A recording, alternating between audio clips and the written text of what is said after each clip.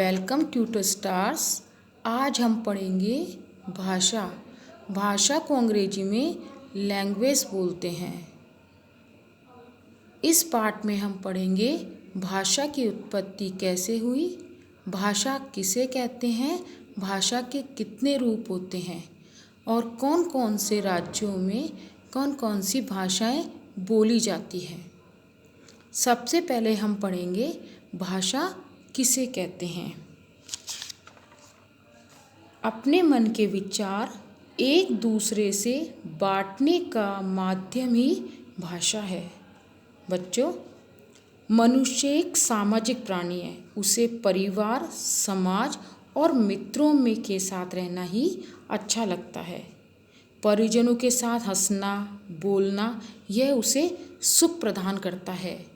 परिजनों के साथ वह अपने सुख दुख बांटता है।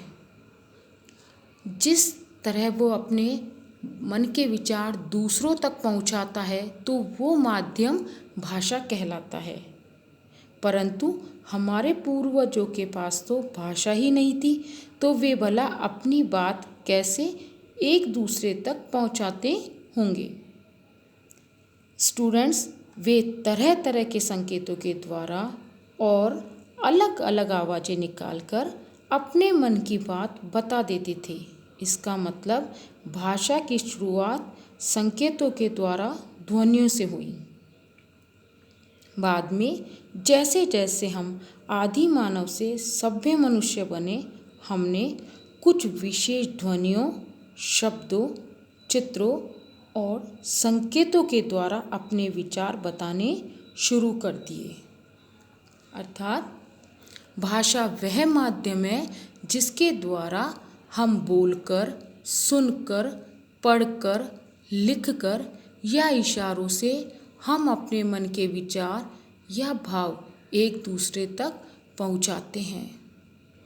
स्टूडेंट्स, मनुष्य ही नहीं, पशु पक्षी भी तरह तरह की आवाज़ें निकालकर और शारीरिक क्रियाओं के द्वारा आपस में अपनी भावनाओं का आदान प्रदान करते हैं।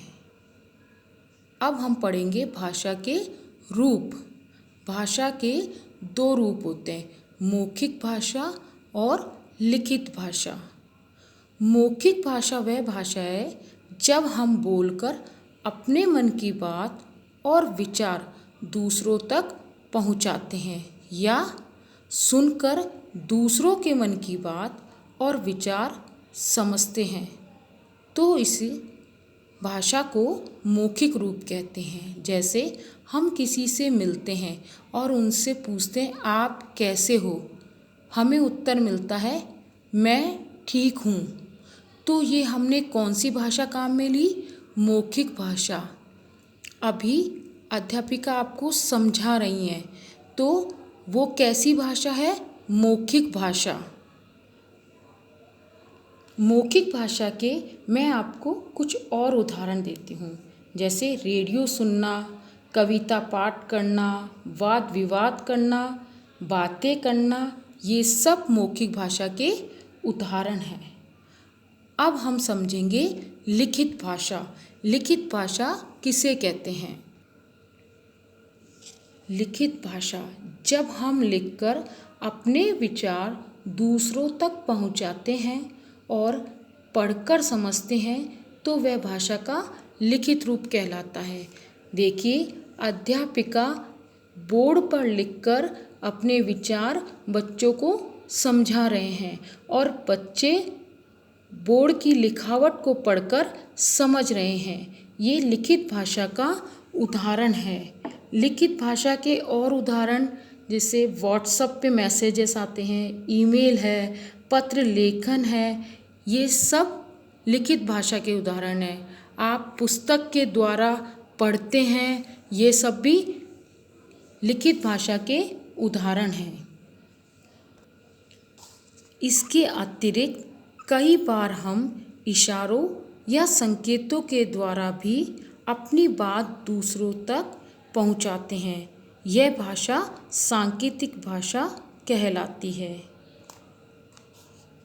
देखिए, इस चित्र में यातायात सांकेतिक और यातायात नियंत्रण करने के लिए सिपाही के द्वारा किए जा रहे संकेत सांकेतिक भाषा के उदाहरण है। ये बत्ती देख रहे हैं आप, लाल बत्ती कहती है रुको, पीली बत्ती कहती है तैयार रहो, हरी बत्ती कहती है चलो। ये कौन सी भाषा हुई? सांकेतिक भाषा। सांकेतिक भाषा के कुछ और उदाहरण देते हैं, जैसे विद्यालय के आगे बस्ता लिए बच्चे का बोर्ड लगा होना, किसी भोजनालय के बाहर चम्मच कांटे का चित्र बना हुआ होना, लाइब्रेरी के बाहर पुस्तक का चित्र होना। ज़ेब्रा क्रॉसिंग भी सांकेतिक भाषा का ही उदाहरण है। बच्चों, जो लोग सुन बोल नहीं सकते हैं वे भी संकेतों के द्वारा ही अपनी भाषा कहते हैं। जहाँ बोलना मना होता है, जैसे पुस्तकालय या धार्मिक स्थान, वहाँ भी सांकेतिक भाषा का ही प्रयोग किया जाता है। अब हम पढ़ेंगे कौन कौन से राज्यों में कौन कौन सी भाषाएं बोली जाती है। एक अनुमान के अनुसार संसार के अलग अलग देशों में करीब 6500 भाषाएं बोली और लिखी जाती है। हमारे देश में अधिक रूप में 22 भाषाएं बोली और लिखी जाती है। भारत के विभिन्न राज्यों में बोली जाने वाली कुछ भाषाएं मैं आपको बताते हैं। पंजाब में पंजाबी बोली जाती है, गुजरात में गुजराती बोली जाती है, महाराष्ट्र में मराठी बोली जाती है, तमिलनाडु में तमिल बोली जाती है, उड़ीसा में ओडिया भाषा बोली जाती है, कर्नाटक में कन्नड़ बोली जाती है, उत्तर प्रदेश में हिंदी बोली जाती है, असम में असमी बोली जाती है, मणिपुर में मणिपुरी बोली जाती है, कश्मीर में डोगरी भाषा बोली जाती है, केरल में मलयालम भाषा बोली जाती है, आंध्र प्रदेश में तेलुगु भाषा बोली जाती है, बिहार में मैथिली, भोजपुरी और हिंदी भाषा बोली जाती है। हमारे देश में सबसे ज़्यादा बोली जाने वाली भाषा हिंदी है, इसलिए यह राजभाषा के रूप में स्वीकृत है। अब हम बताएंगे कि विदेशों में बोली जाने वाली कुछ भाषाओं की नाम। देखिए, अमेरिका में अंग्रेजी बोलते हैं, इंग्लैंड में अंग्रेजी भाषा बोलते हैं, जर्मनी में जर्मन भाषा बोलते हैं, चीन में चीनी भाषा बोलते हैं, जापान में जापानी भाषा बोलते हैं, पाकिस्तान में उर्दू भाषा बोलते हैं, फ्रांस में फ्रेंच भाषा बोलते हैं, स्पेन में स्पेनिश भाषा बोलते हैं। पूरे विश्व में सबसे ज़्यादा समझी जाने वाली भाषा अंग्रेजी है, इसलिए इसे अंतर्राष्ट्रीय भाषा माना जाता है। हिंदी को राजभाषा माना जाता है और अंग्रेजी को अंतर्राष्ट्रीय भाषा माना जाता है। एक बार और हम इस बात का बताएंगे, भाषा किसे कहते हैं। भाषा वह माध्यम है जिसके द्वारा बोलकर, सुनकर, पढ़कर, लिखकर या इशारों से हम अपने मन के विचार या भाव एक दूसरे तक पहुंचाते हैं, उसे भाषा कहते हैं।